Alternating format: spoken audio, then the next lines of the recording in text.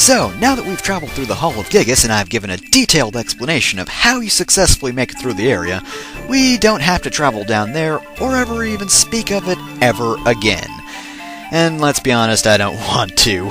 I'm just going to say that right there. Now we can actually talk about the dungeon, which is equally as unexciting. And by the way, Earth Elementals, you will see these guys a lot because they are guarding a lot of the treasure boxes in the area. They aren't that tough. Well, other than, of course, their attack power. Now, this is the first major dungeon in the game, and also the first area where you'll probably notice that a lot of the enemies are tough just because they have high attack power. That's generally where the difficulty comes from. Like this Minotaur. I swear he's got a high attack power if he just attacked someone who didn't, have a high defense. And I also gained a level thanks to the whole Hall of Gigas thing. Actually, I gained one in the Hall of Gigas itself, but whatever. Anyway, yeah, that's pretty much the main difficulty of this dungeon, other than except for one particular enemy that could be the death of you if you run into it and you have a bad run against it. Hopefully luck is on your side. If not, oh boy, yeah, say goodbye to a good run of this area. Now, they don't appear on this floor, or even the second floor, I believe. I forget which floor precisely, but they're down here somewhere. I know they have to appear soon. But anyway, yeah, I don't like this area, if I haven't mentioned it already. Oh, look, mummies. But, it's mainly because, it kinda looks exactly like the last area we were in. The first sort of introduction dungeon where we fought the fucking Pisco demons. And, the thing about the major dungeons in the game, most of them have a really cool-looking theme, actually. And, they don't look like just ordinary caves, and I know this is the Earth Cave, and, it's a cave at the end of the day, but nonetheless, couldn't they have done something a little different?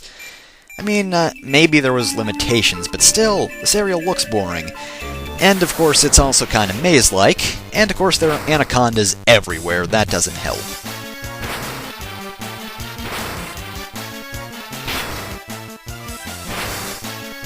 And none of them have poisoned me yet. I swear they can poison you. But yeah, I may have mentioned this in the first dungeon we were in, which I forget the name of actually. It was, shoot. Yeah, you know where it is. It's where we found the crown, but that one, I believe I mentioned the fact that there are a lot of dead ends and, rocks just blocking the path out of spite. Well, we got a lot of that here, too. We got a lot of little paths, we got a lot of little just rocks blocking things. It's maze-like design, and I don't particularly care for it. I mean, granted, at least it's not one long hallway. A joke about a game I've never actually played, but still, nonetheless, not my favorite dungeons design in the world. As for the enemies, again, not too tough, but I believe some of them can poison you. Like this anaconda, I swear, it can poison you.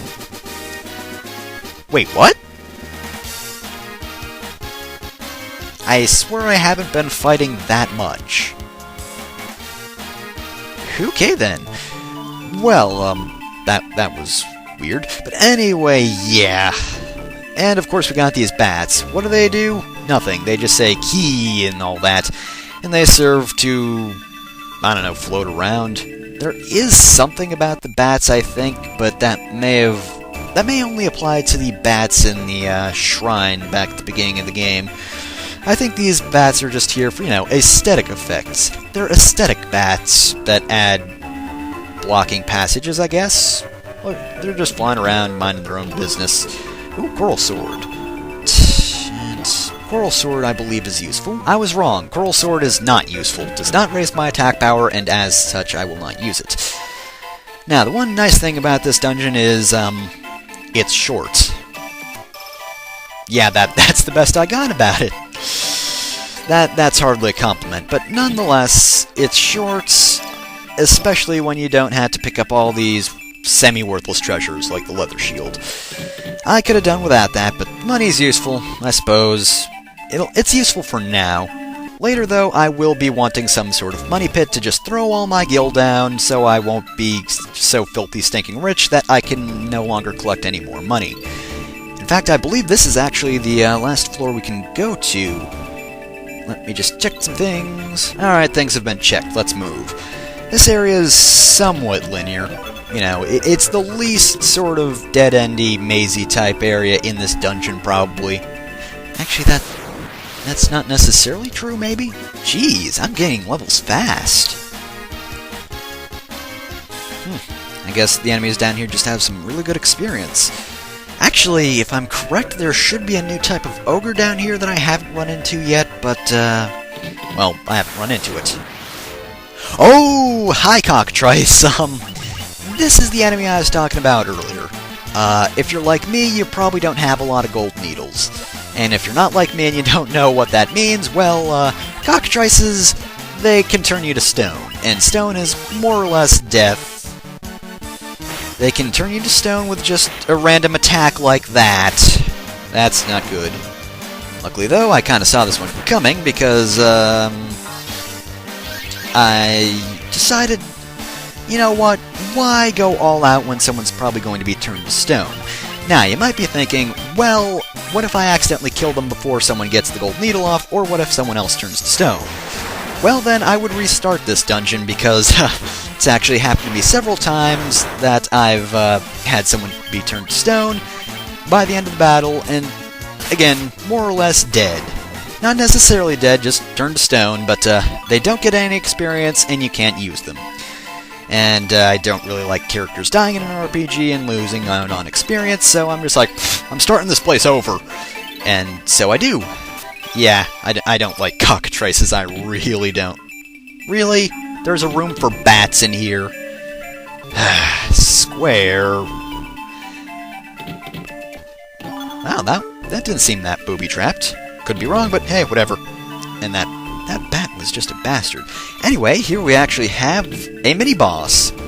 That blue bat, see that blue bat? It's a different bat. Why don't we talk to this guy?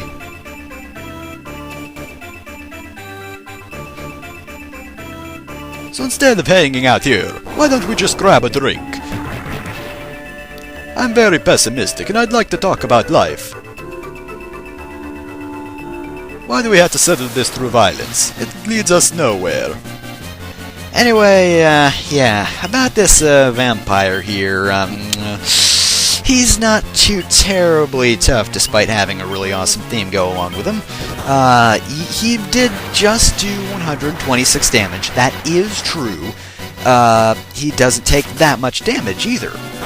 However, I assure you he is very easy. Oh, and also he has auto-healing every turn, but still, nonetheless, he's very easy.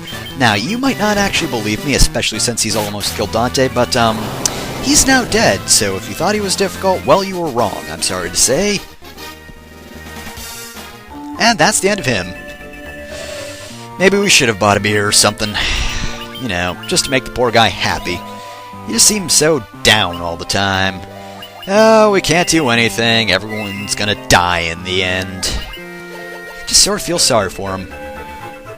But he was blocking this star ruby right here, so we had to kill him, or he wouldn't have gotten it. So, I believe someone mentioned that there was a little golem that kinda liked eating gems. Well, there seems to be a path over here, but I say we should take this gem over to that golem, so I guess I'll go do that. It figures. Run into an enemy on the way out. Hey, that's an Ochre Jelly, or Ochre Jelly, however it's pronounced. It is a recolor of the jelly enemies, except they are very, very weak. See, they die in pretty much one hit. And shattering ice all over them will kill them. Yes, that's pretty much it. They had a very sad existence, and it was absolutely meaningless in the grand scheme of things. You know, I'd kill someone for the warp spell right about now. I know I've killed a lot of things by this point in the game, so maybe it doesn't mean that much, but nonetheless, it would be nice to have.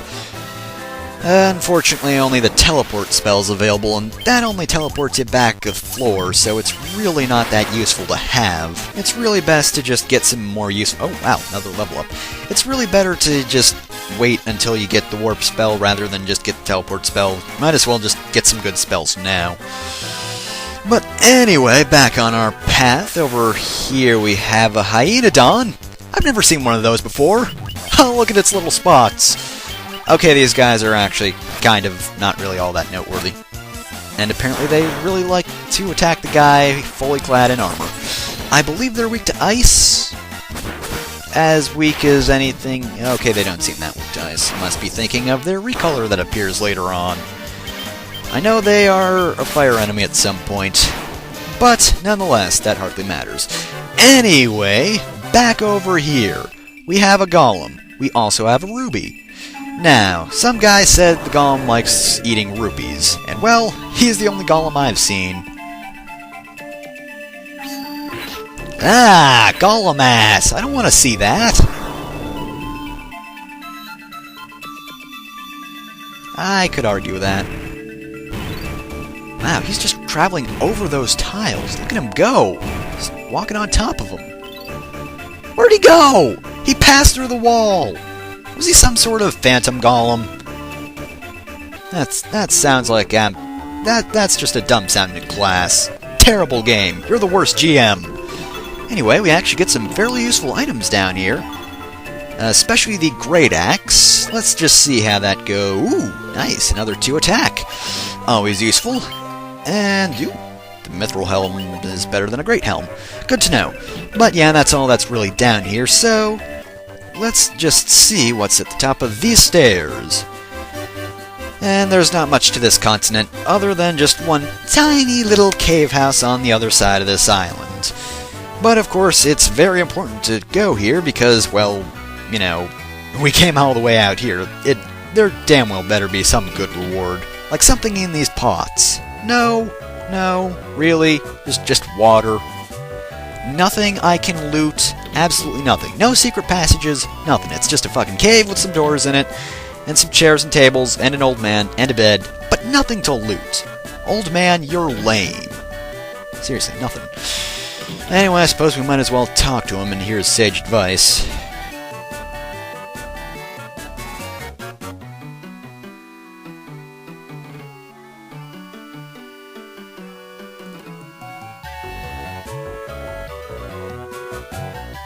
And, oh boy, we got the Earth Rod. Fun.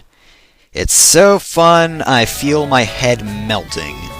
And he just has that stock phrase now that he's given all the advice that he has.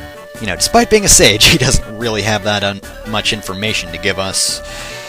Anyway, as he said, we have to go back to the Earth Cave. I'll meet you back there.